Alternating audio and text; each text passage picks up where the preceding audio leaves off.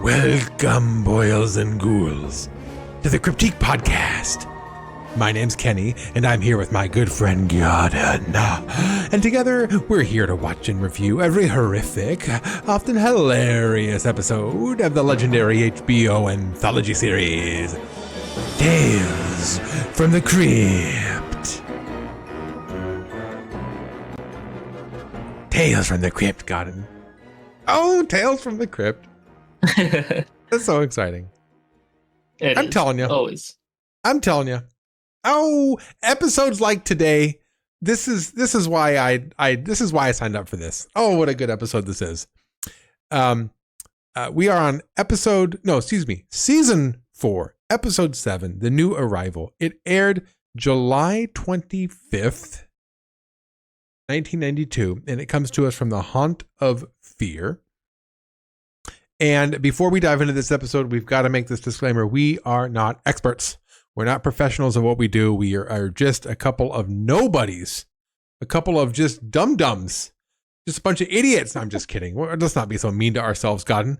We're a couple of good guys. We're a couple of good guys who want to get together on the weekly and just talk about a show that we really enjoy, right? Is that what's going on? Yeah, it's a fun time, you know. We're here to just have a little hobby. Yeah, that's right. I shouldn't be so mean to us. Just because we're not professionals doesn't mean we're a bunch of dummies, okay? We are also here to build a community. So if you want to be part of this journey that we're on, feel free to go to the comments and let us know what you think. Also, spoiler warning, okay? We are going to go into some detail on this episode. If you don't want to be spoiled on this, if you'd rather watch it on your own and then come back to see what we think about it, that might be a better way to go about doing it. But you know what? You're a human being. You can do what you want. Okay. If you want to have us spoil it for you and then go back and watch it, that's fine too. Okay. You do you. Okay. So let us start this wonderful episode by first reading the ancient texts inked in human blood on human flesh. Back at the DVD box set here. This episode is called, what is it called? The New Arrival. Here we are. The New Arrival. There we are. A tale of smotherly love. A talk show shrink makes a house call to meet a listener and her unusual child. Hey, I like that one. That's a pretty good one. Yeah. It's simple. Yeah, here's what I came up with. I cooked a little something up. Here we go. All right. Dr. Alan Getz is author of the best-selling child psychology book, The Art of Ignoring Your Child. He's also a radio host who takes parenting questions live on the radio. One of his repeat callers, Nora, struggles raising her defiant daughter, Felicity. Dr. Getz agrees to make a house call to help Nora personally, but is surprised to find that good psychology can't help evil. Evil. Mm-hmm. Mm-hmm. All right. Well, that was my version. Okay. Now, some of you may think that was too long. Okay. Kenny, you just talk too much. Okay. Kenny, shut up. Okay. Godden came up with something that's shorter than the DVD box set. Godden?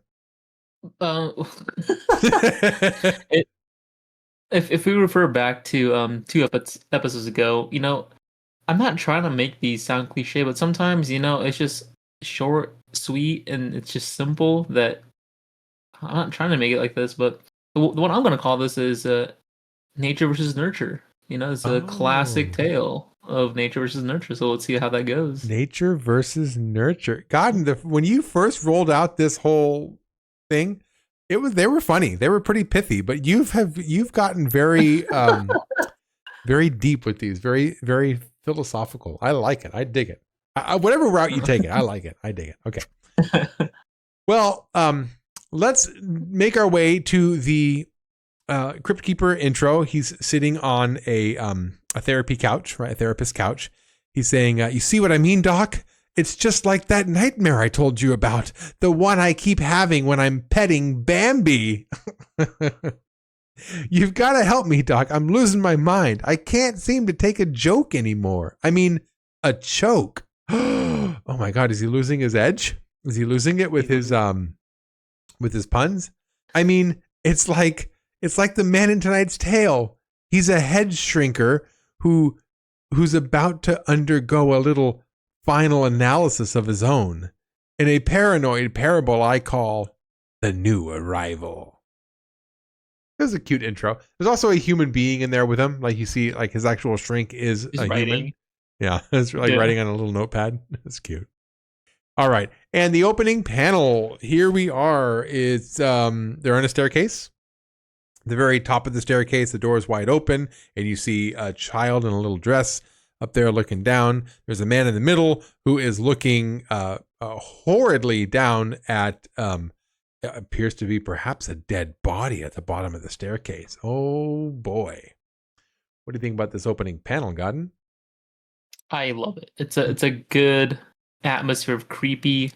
I think where this panel takes place in the episode, it's a little different from when this kind of happens. I feel like they kind of altered it a little bit, but I still enjoyed how it was executed. Mm-hmm.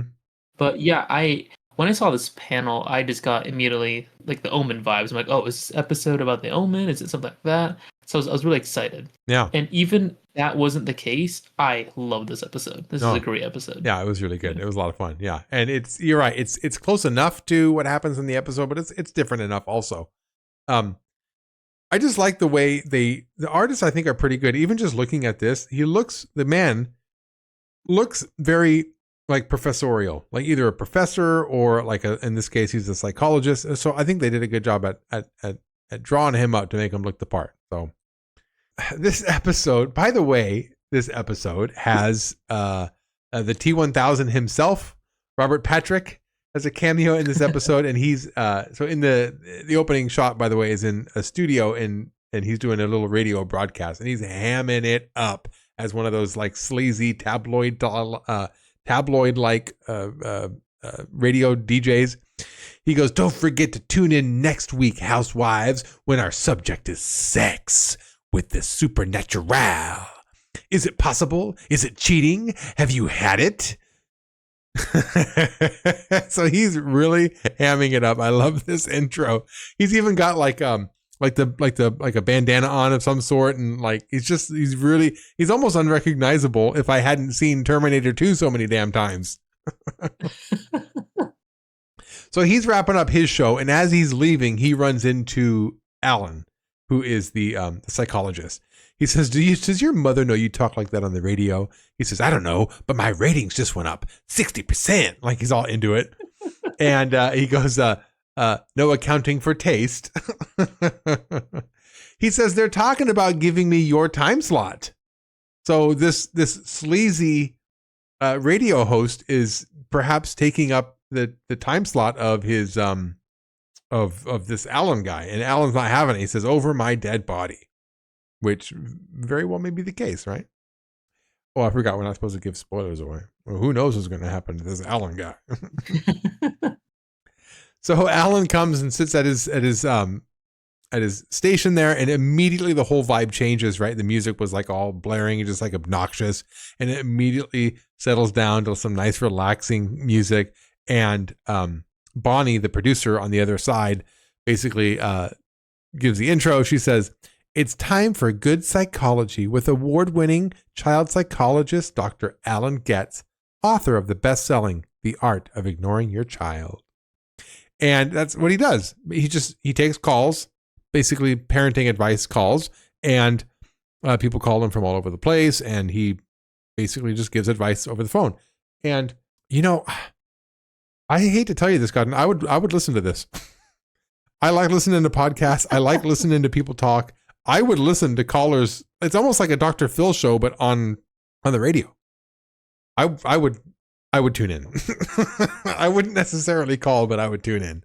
But his mantra, by the way, is just ignore it, ignore it, ignore it. So whenever a child's acting up, he suggests, right, just ignore it. The child's, this is their attention-seeking behavior, and you can ignore it. So don't sweat the small stuff. Which I kind of, I can get behind that mantra. I think you could definitely take it too far if you ignore your kid completely, but there's a lot of stuff that I think, if you have kids, you might know. There's just stuff that you don't necessarily have to address. Well, as a teacher, I can certainly say that. There's definitely some behavior in the classroom that doesn't need to be addressed. By the way, before we get too far into this scene, what do you think of this whole setup with the doctor and his little talk show? I love it so far, especially the contrast with Mr. T1000 himself in the biker outfit, just being, like you said, sleazy.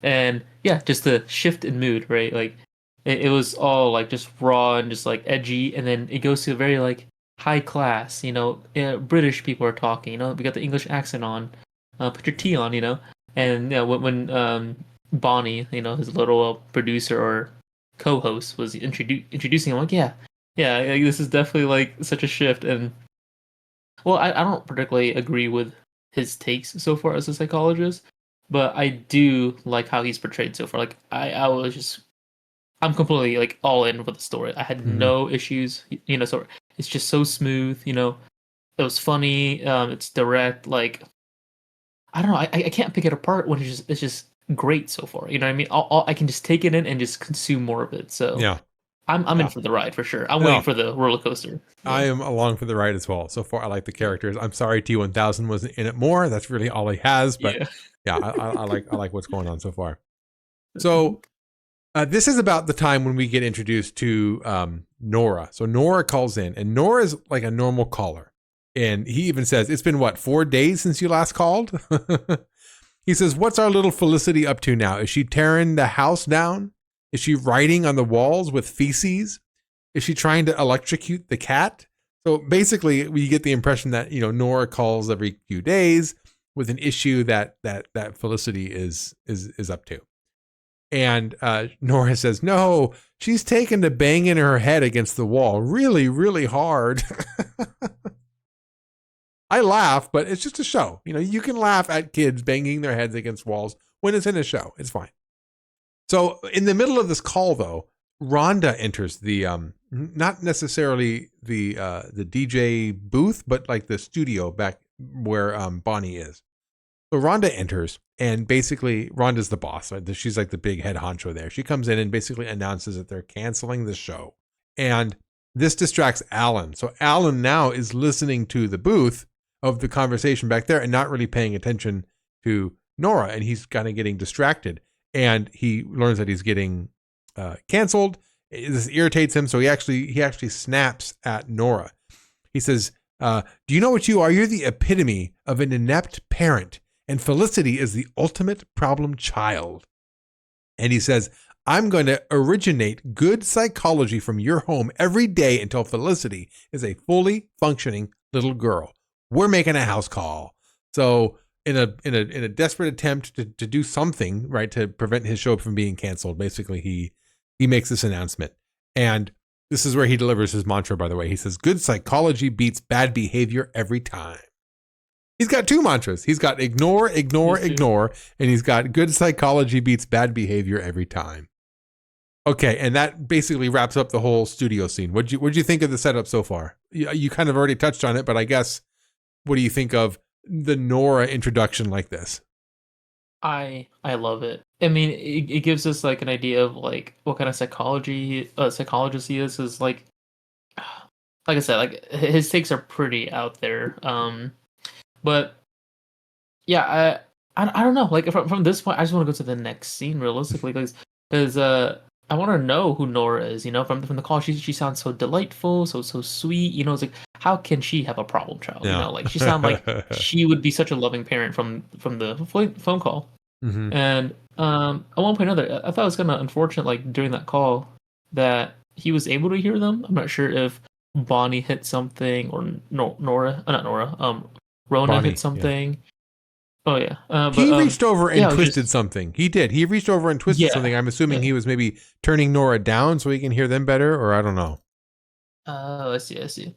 Yeah. Maybe he was just trying to dial into what they were having a conversation about, and this is what kind of made me feel weird about him being a psychologist, because he wasn't like in tune with his own emotions or aware that he was like kind of like blowing up and lashing out, because like Basically, I think if you're a psychologist, you should pretty much be like on top of like, self-awareness, right? I feel like you kind of work on yourself first, and then maybe you kind of treat others as well instead of treating others and ignoring your own issues. But his mantra is ignore, ignore, ignore it. So maybe that's where it comes in, because he did not feel like like an actual psychologist. Yeah. I feel like that's not a proper psychologist. Maybe That's- it's just a farce. Yeah, that's such a good point, God. And he's so concerned with being able to fix other people that, he just can't enjoy other people, right? This other radio host is really hamming it up, getting great ratings. People enjoy his show, but he can't, it's beneath him. So you would think that a psychologist would be better at understanding other people and meeting other people where they're at, but he's just so incapable of doing that. That's an interesting point. Well, the house call comes up next. So they all basically go to the house call together. Him, as well as his producer, Bonnie, and then the bigwig woman, Rhonda, all show up to this house call together. They walk up to the house, and basically Rhonda is saying, this isn't going to work. We're done. And then Alan's like, nope, this is going to work. You'll see. This will really get the ratings up. So they go to the front door. Rhonda rings the doorbell, gets electrocuted. That's kind of I don't know what's the going theme with these weird things being electrocuted like this, but yeah, there's a few times where people get like shocked or electrocuted in this episode, which I thought was interesting. So at that point, Nora opens the door. We get a little bit of introductions, and then you start hearing the screaming from inside the house. They all come inside, and they start to walk upstairs to, or at least Nora starts to walk upstairs to Felicity's room.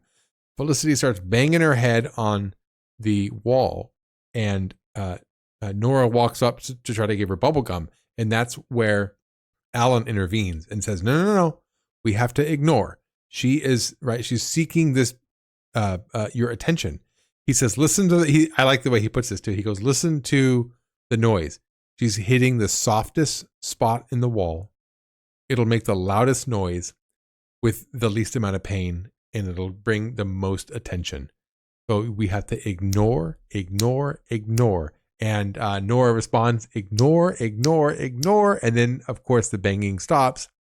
And I love how in this moment, rather than, like kind of what you touched on, Godden, rather than Alan saying, oh, good job, right, or giving her support, he says, you see, it worked. My philosophy worked. Here's my book. I'll even sign it for you. By the way, Nora is played by Zelda Rubinstein, who I know so well from Poltergeist. She's the old woman from Poltergeist. So I like this actress a lot. She did pass away, though. She passed away in 2010.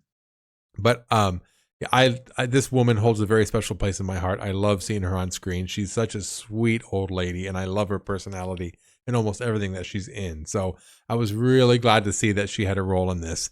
Really glad to see her being a part of this episode. I was not expecting Nora to be portrayed in that way. And now that you mentioned the Poltergeist, I was wondering why she looked somewhat familiar. And that's exactly where I saw her from, was Poltergeist 2. I just was taken away. I was like, oh, that's Nora. That's kind of cool. I was just like, I wasn't expecting Nora to be, play. I just expect Nora to have that kind of demeanor and everything. So, I thought it was kind of funny and slapstick when Rona got electrocuted by the door. I just wasn't expecting that. There's a lot of good like little comedic moments, like the first scene with Mr. T1000. Just this whole dialogue was just so funny. Just like it was just hamming it up, like you said. And this one, more of a slapstick comedy with the zapping a handle or something. But like you mentioned, just him being arrogant and saying like, oh, he knows better, so like, see, it works. There's no support. I don't know. I like to hate him. He's such a well written character so far. Like he's not a good guy or anything, but man, he's just he's just annoying, but in a good way. I want something bad to happen to him. I'm like, dude, he's just not a good person. Yeah, he's so determined with being right. He really wants to be right about things. So that brings us to the next scene. They're in the study, or I think it's the study. It could be like the dining room. I don't know where they are. They're in some other area of the house, and they're going through all of Nora's books. Nora has a bunch of child psychology books. So she actually already has Alan's book. She also has another book that gets Alan's attention. It's Max Spitzmacher's book, No Fault Discipline. And apparently Dr. Spitzmacher and Alan worked together and collaborated together. And apparently he really thinks that he's great. He calls him a giant in his field. And Nora goes, no, I didn't like him. It was bad. And he's like, what do you mean he was bad? You don't know what you're talking about. What would you know? And basically Nora says, well, he might have all those credentials, but he wasn't a mother, so he doesn't know any better. Yeah. Yeah. About that same moment, Rhonda finds a picture, and Nora tells her to, basically put it down. It's a picture of her husband, who's Felicity's father. And it's an old photo. It's back in like World War I or II or something like that. And Nora says, yeah, he'll be back from the war anytime now. And that's when everybody there kind of gives like a sideways look at each other, like, what's going on here? So at that point, Alan asks for some coffee. She leaves to make coffee. And while she's gone, they basically say, look, she's crazy. She thinks her husband's coming back from the war. The war was like, years and years ago. I'm assuming this takes place somewhere in it probably takes place in modern day back then. So in the 90s. So the war was like 50 years ago. There's no way that she has a child. And I think it's Rhonda even says, I think she doesn't have a daughter. She probably just has some stolen, kidnapped refugee that she's keeping up there. And Bonnie says basically, maybe it's a good idea that we go have a look at the kid, to see if it's actually, if it's a kidnapped kid or what it is. Basically, they're trying to put the pieces together because the story Nora's telling is this is her daughter, but then if the father really was in World War I or II or whatever, then this daughter should be an adult. So this can't be a kid. This is kind of a weird situation that's going on. Yeah, it is kind of weird that her husband served in World War II, and she's kind of delusional, like, oh, we're still waiting for him to come back from the war. And it's like, if they do have a daughter, like, the timeline isn't adding up.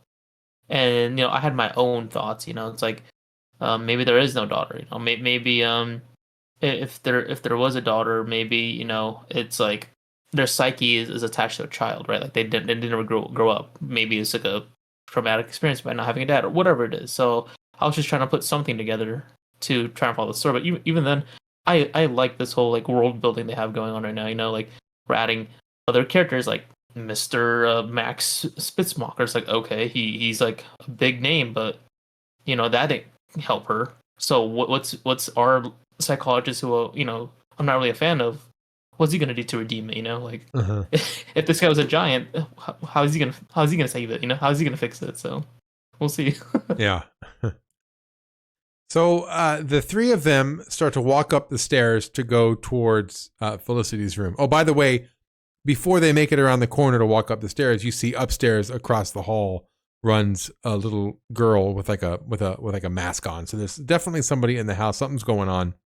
So they walk up the stairs. They walk towards Felicity's room, and I love it's so ghostish. It's really reminded me of Television Terror. Remember that episode where they were roaming around the house looking for stuff? It's very haunted housey. Even when he finally makes his way to the hall just outside of Felicity's room, he even turns to them and says, I can feel a child's presence. Like it's very ghostly. Like even the dialogue is like that. So I like this episode for that. It was very haunted housey without necessarily being a haunted house. So I like that part of it. This is an interesting house, by the way. They have all kinds of interesting things going on here. There's a door at the upstairs, but the door leads into a hallway. So it's like a long hallway before you get to the actual door to the bedroom. And in the hallway, you just see gum like just plastered all over the wall everywhere. So apparently this mom is just giving this daughter a bunch of gum to appease her, but then she just takes the gum out and sticks it on the wall or the floor or whatever. So Bonnie and Alan are making their way to the door at the very end of the hall. But was it Nora? I keep forgetting their names. I think it's Nora, right? For what? Nora's the Nora. mom. No, Nora's the mom. Who's the Rhonda? Rona or Rhonda, yeah. Rhonda. Yeah, is it Rona or I thought it was Rhonda. I think it was Rona, but Oh, I'm gonna say Rona. You can say Rhonda. I'm gonna stick okay. to that. Rona, Rhonda, Rona. Yeah. As Bonnie and Alan are making their way down, the third girl, the third woman, is stuck at the very end. She stepped in gum. She doesn't want to go any farther, right? She's like super to do. And while she's staying back, she sees somebody run out from outside the hall. So she goes to follow, and they actually ran up the other stairs across the hall to go to the attic. So she follows that and leaves the other two behind. So at this point, we have like two kind of parallel plots going on. We've got Alan and Bonnie trying to get into the door outside of Felicity's room, while you've got Rhonda walking upstairs to the attic. So Rhonda gets up to the attic. She starts kind of snooping around, and that's where you get this like first person view behind a mask running at Rhonda as she screams. So that puts an end to Rhonda. We come back to Bonnie and Alan, who are trying to open that door. But again, Alan gets shocked trying to open the door. I don't know why they could have just locked the doors. I don't know why they had to have electricity running through the doorknobs. That didn't make much sense to me. I guess it made it more weird or more like haunty kind of a feel to it, but it just didn't seem very... Locking a door would have been just fine. The fact that it's electrocution, the fact that it's like electricity running through the doorknob, it just makes me think like, why? Like, is this like an electric? I don't know. It detracted me. Like, is there like some sort of an electrician involved with this? Like, I don't know why it bothered me so much, but it did. The fact that there's so much electricity in this. I think there's only two, actually. That's only the second time that happened, but I don't know. I've been known to dwell on things in the past, so don't give me too much. Then I might dwell on it. Okay, that's the issue. Godden, please get me off track. What do you think about this so far? Well, I'm gonna get back on track. I might be able to help. Help me out. So in that beginning scene where they do the house call, Nora said that she's a tinkerer. So the way I'm taking this is that the doorknobs have electricity flowing to kind of ward off Felicity from opening doors or trying to leave. Like, sure, she can lock it, but with her being like a problem child, maybe that's not enough. Maybe she has to go to the extreme of like, hey, that's a bad thing. Maybe don't touch it because it'll hurt you, kind of thing. Is it like a whole? I mean, it's not a child psychology, but you see it with like other psychology tests they do, like with rats and stuff like that. Like there is electricity involved to like ward them off from messing with it, because no one wants to get electrocuted. So I think that's how I took it. Okay. And I was like, okay, fine, whatever. I'll take it. Take it. She tinkered with all the doorknobs to keep Felicity from going in and out of too many doors. I got it. Okay. What I like about it though is Alan is out there like just befuddled. He doesn't know what to do. He doesn't know how to open a door that has electricity running through it. He consults his book and he says, this situation doesn't seem to be covered in my book. And he uses the book to start bashing into the wall. That's my favorite part of this moment. So stupid. He just doesn't know how to address the situation. So he consults his book, which he wrote, by the way. And he doesn't see that there's not a chapter in the book for how to open a door with an electrical current running through it. And I think it's funny that the electricity thing bothered you. For me in that scene, it really bothered me when Rona's like, oh no, there's gum in my shoes. It's like, there's shoes. You're meant to like step on things you don't want to step on because they protect you. And I kind of sided with Alan Getz for a moment. He's like, they're just shoes. Like, yeah, they're just shoes. Like, I hate when people are superficial when it comes to items like that. It's like, they're meant to protect you. Not everything has to be fashion. Like, think about it. Do you want to be here barefoot? I don't think so. So let's be glad you wore your shoes in this. Well, it's nasty. It was bubblegum infested hallway, but at least she had something to wear. At least she's wearing shoes. At least she's wearing shoes. Yeah, so. That's a good point. Yeah. Okay. Well, thank you for helping my brain get out of that loop. So Bonnie just grabs, speaking of having shoes to protect you from gum, Bonnie just grabs with her bare hands a wad of gum and uses it to open the door and protect her from the electricity. I don't know if does gum not conduct electricity? I don't know. Let's assume it doesn't. No, okay. It doesn't. They go inside and they start snooping around Felicity's room. And this is where really things start to fall into place because the room is crazy. There's all kinds of weird toys all over the place. There's like just weird, everything's weird in here. There's a recording. There's like a big reel-to-reel recorder of Nora's voice scolding Felicity. And it's while they're walking around that every time I have to come to a name, I pause. I'm trying to remember his name. Alan. Alan basically comes up with this theory that maybe there's no child at all. Maybe it's all in Nora's head. Nora made this whole situation up to try to deal with something or to get through something. And maybe she's the one dressing up as Felicity.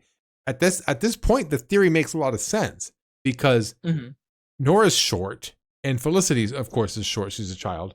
And the whole time you see Felicity, she's wearing a mask.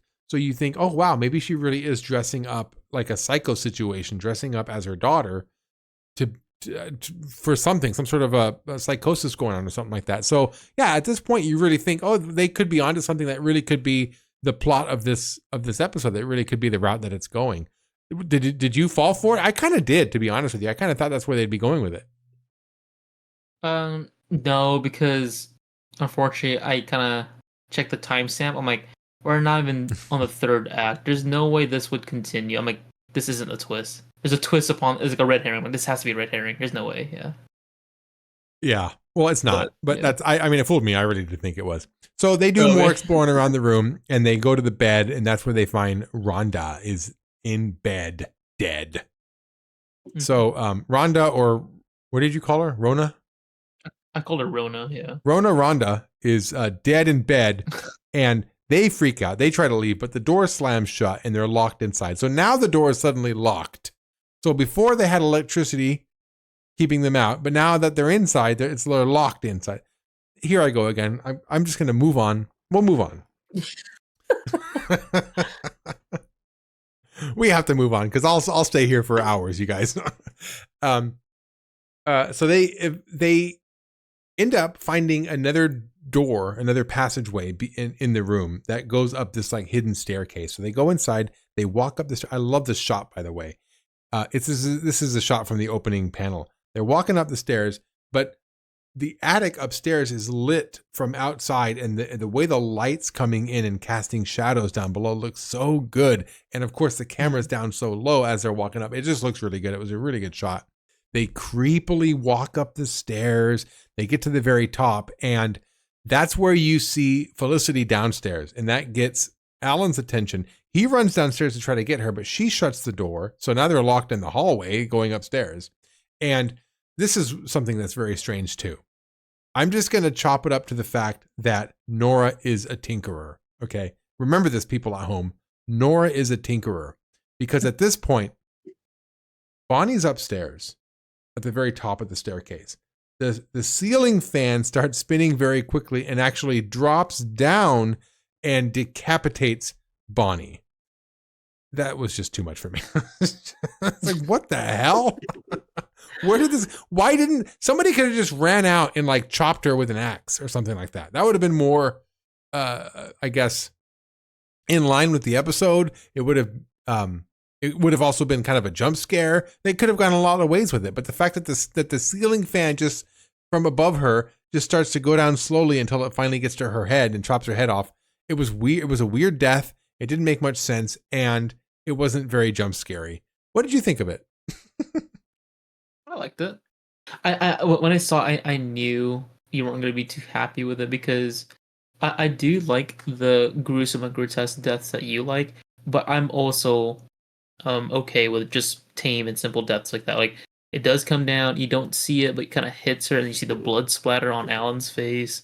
And yeah, it was just, I mean, it's a little slapstick where, like, yeah, ceiling fan decapitated her, but you know, I can let that slide. That's fine. Maybe it was made out of full metal or something. It's fine. She's a tinkerer. I'll take it. Nora's a tinkerer.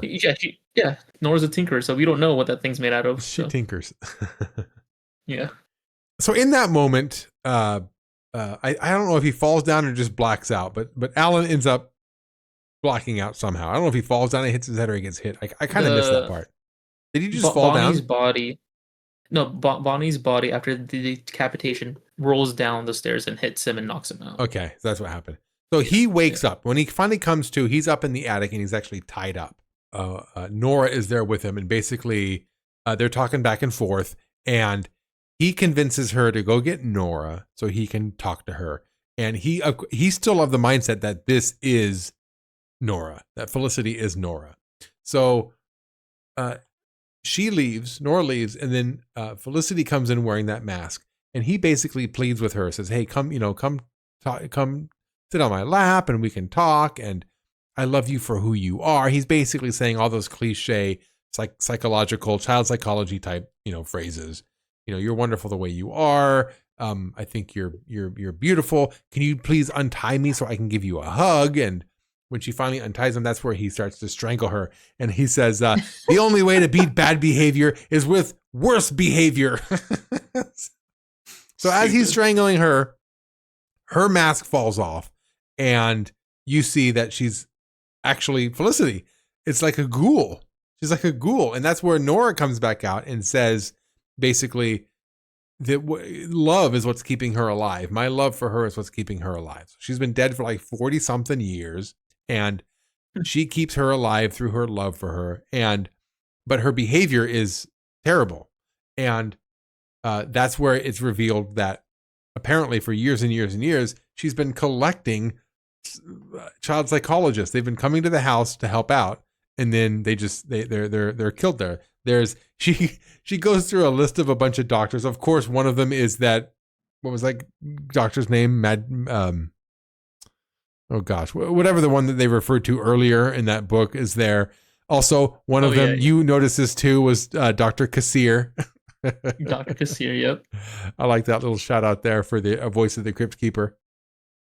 So, and then he's the next victim, basically, is what's going on.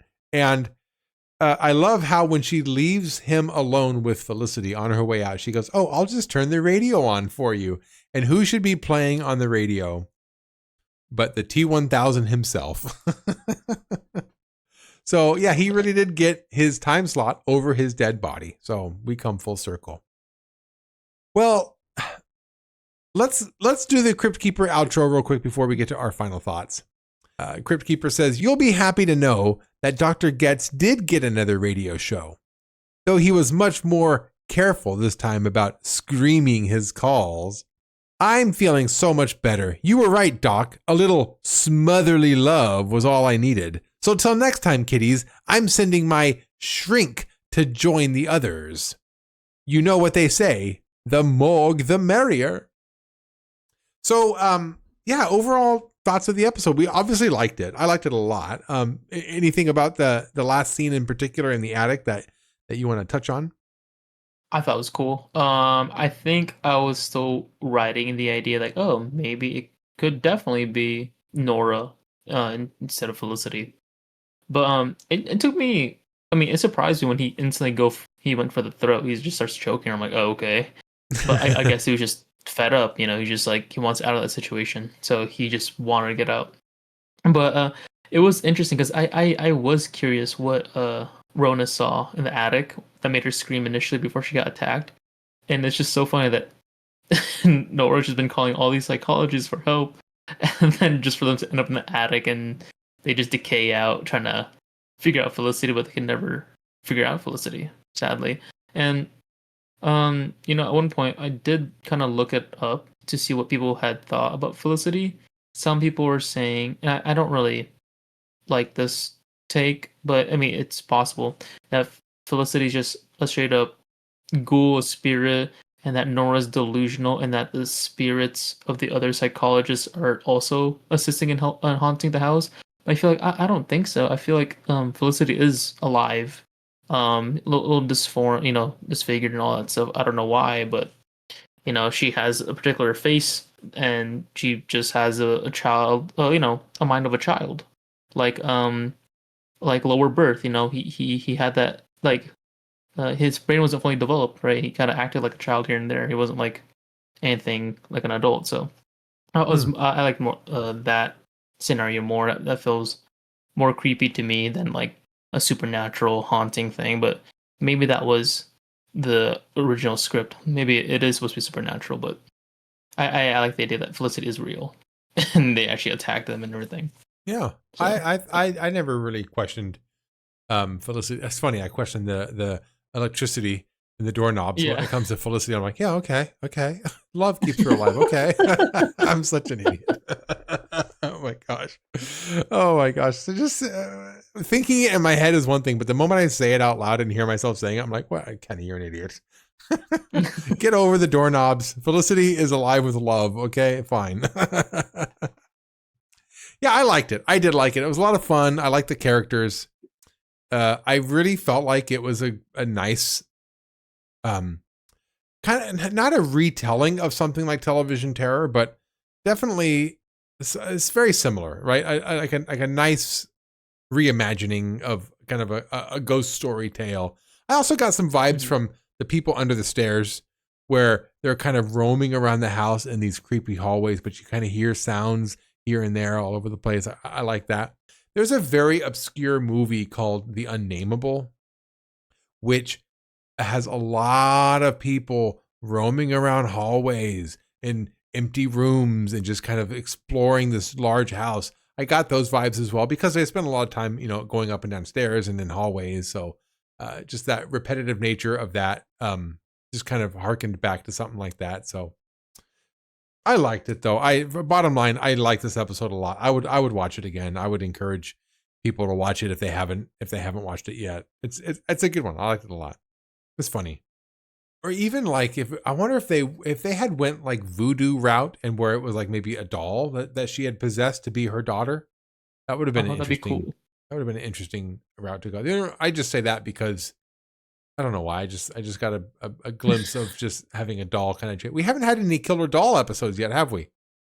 Have we? The closest one was the ventriloquist. Yeah, the ventriloquist dummy. And that's the closest. That was pretty close to it. But yeah, other than that, we haven't had. Yeah, I think we're due. I think we're due for a killer doll episode. Yeah, we are due for one. I hope there is one. That'd be nice. All right. So for rankings,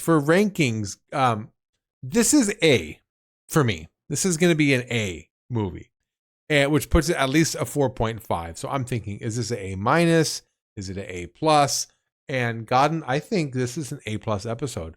I'm going to say, is it a 5 though? I don't know if it's a 5. I'm going to say this is at least a 4.75. Doorknob electrocutions. Okay.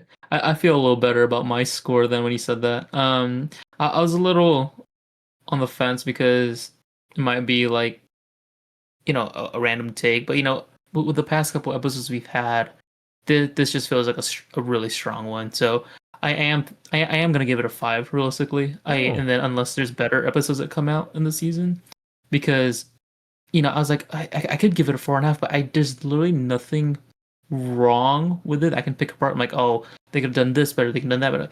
Like, no, it's very solid through and through. I had no issues. The only issue I had was, a certain character, but he was written that way on purpose, so I loved it. Yeah. So yeah, 5 dead psychologists on the attic for sure.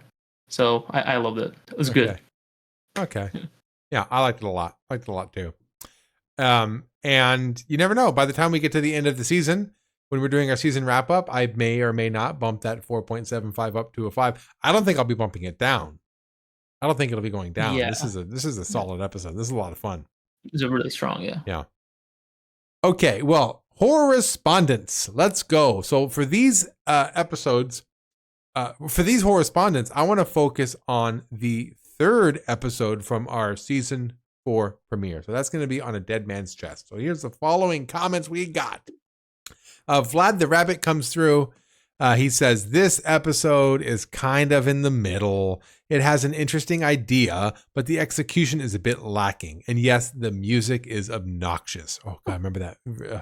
Such obnoxious heavy metal music was so I forgot about it. Unbearable. He says he gives it 3 sound checks out of 5. Also, in that episode, we had asked if you had any tattoos. And Vlad the Rabbit responds with, I don't have any tattoos myself. Yeah, I don't have any tattoos either. Neither does Godden. We're tattooless. You're tattooless, yeah. Joseph Hill comes through. He says, okay, so the music is a little cringe, but this is still a pretty good episode. It's basically the Beatles if their music sucked and Paul killed Yoko. Yeah, we touched on that in the actual episode. Yeah. Remember, I had said basically he didn't want that girlfriend to Yoko his John Lennon band. Yeah. Oh, his John. That's what he said. Yeah. He says, I would have loved it if it was a little more clear if the tattoos were actually alive or if it was Danny's vision.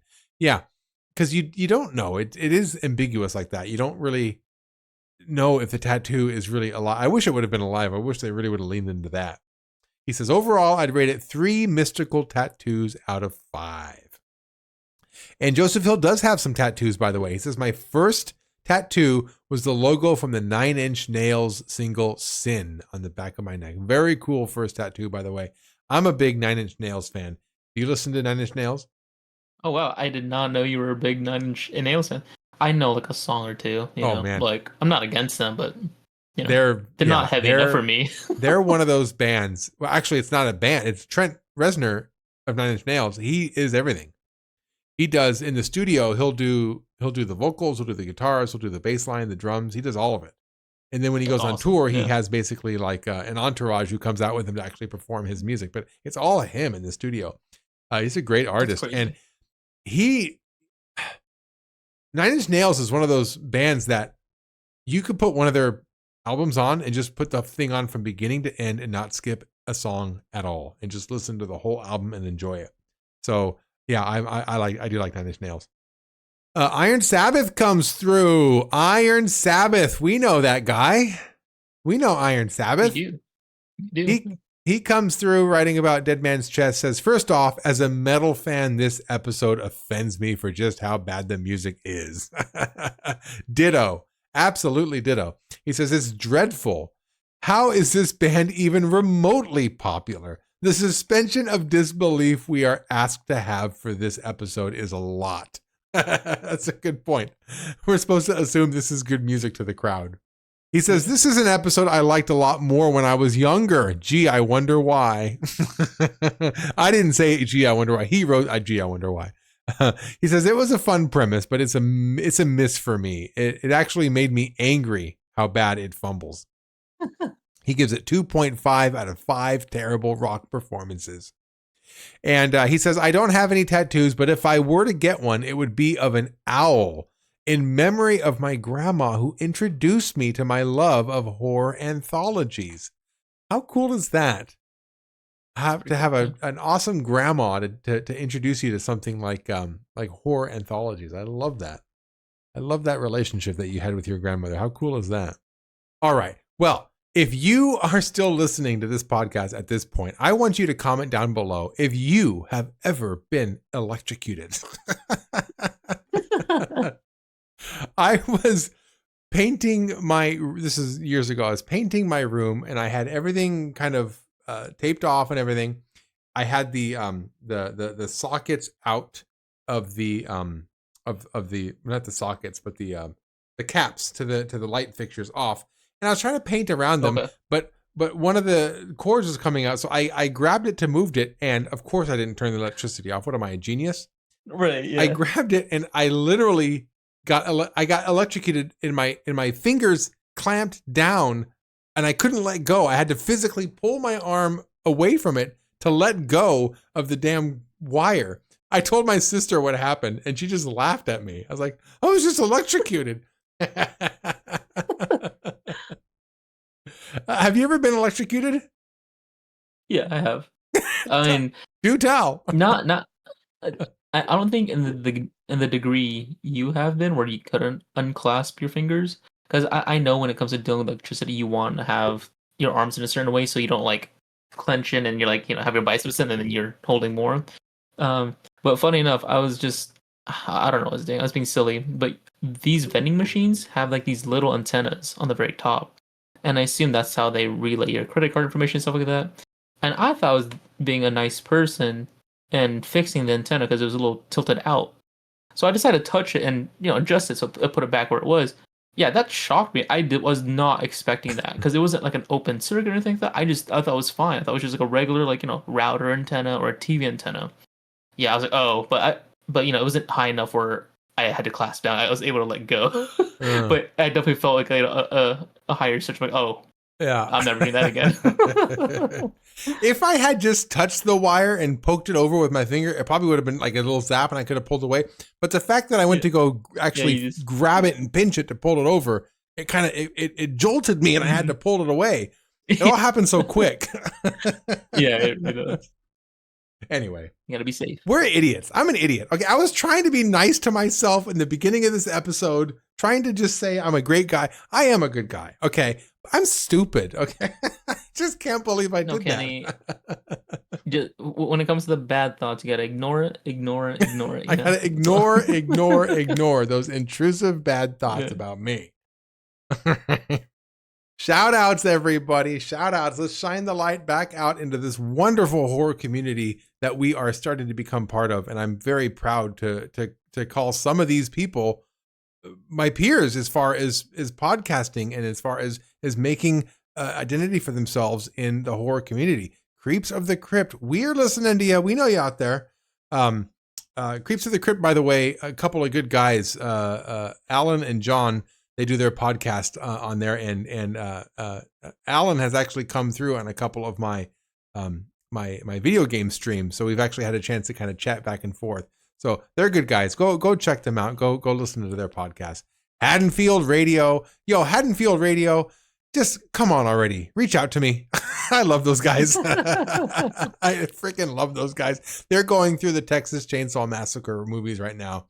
I listen to them every single episode. They go on for hours too. Their episodes, because they'll go like talk for a couple of hours and then they'll start the movie and then they'll go through a couple of hours watching the movie. So yeah, I just eat it up. I eat it up. I love listening to them go back and forth. Return, Revenge, Resurrection, and the Midnight Rental was recommended to us a while ago too. So I'm going to put links to all that and more down below. Go check it out. And don't forget about us here at the Cryptique Podcast.